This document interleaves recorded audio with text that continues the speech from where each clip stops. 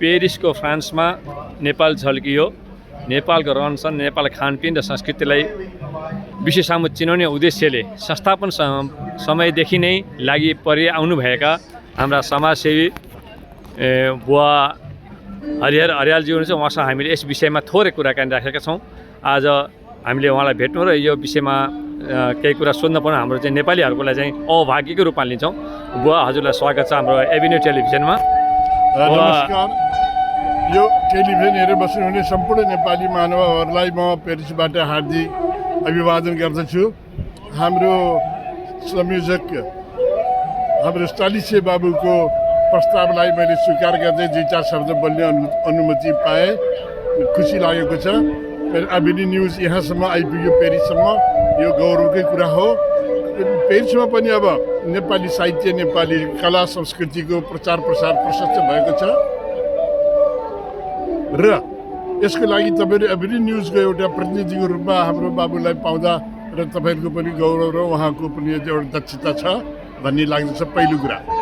दोस्रो, हाम्रो चालिसे बाबुले सोध्नुभए अनुसार हामीले पेरिसमा बसेर, फ्रान्समा बसेर नेपालको कला कौशल, साहित्य, हाम्रो संस्कारलाई छोडेका छैनौँ र त्यसलाई प्रमोट यानि यसको प्रवर्धन गर्न हामी नेपालीहरू लागिरहेका छौँ।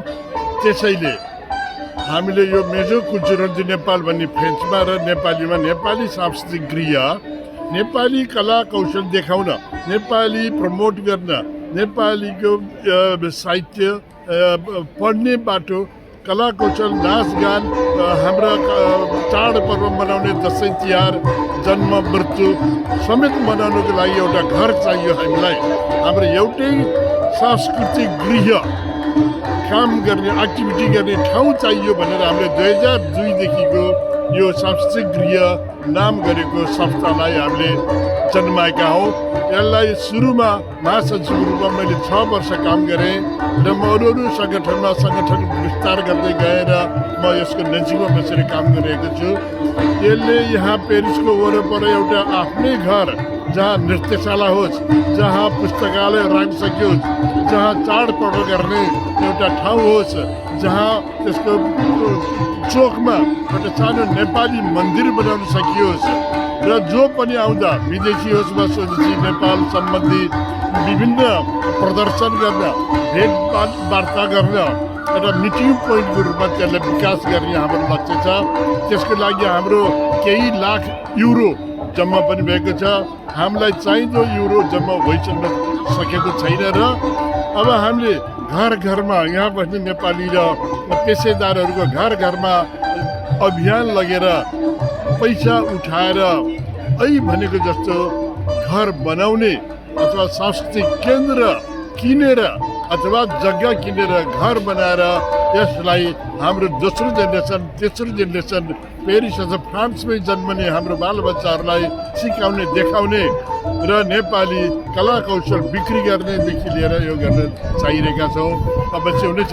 यो मेला यो 20औँ मेला हो। यो 20 पटक भयो यस्तो मेला। यहाँ प्रशस्त विदेशीहरू आउनुहुन्छ। राज्य साहबले हिजो उद्घाटन गरिदिनु भयो र यहाँ नेपालको कला कौशल, नेपालका सामान ल्याएर बिक्री गरिन्छ।